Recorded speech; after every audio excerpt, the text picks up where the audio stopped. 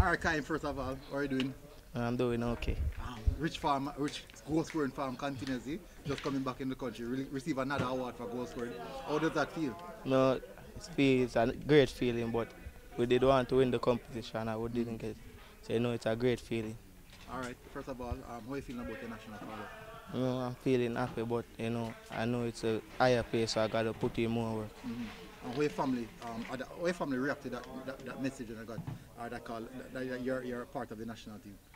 Domestic camp. They were happy for me, so, yeah, that's family I was going to support. All right, so first of all, you're not playing football now. What's your intention? College or pro contract? To get in a pro contract. Okay. Anything in line for you now, or you don't want to speak on that as yet? I don't want to speak on that as yet. All right. So first of all, how was the first training session for you? Good.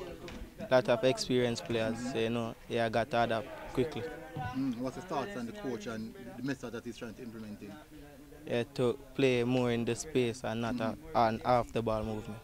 So do you see yourself as a permanent fixture in this national setup, or you don't want to put that out there as yet? You just want to work hard? Yeah, I'm gonna work hard and let it display when it can.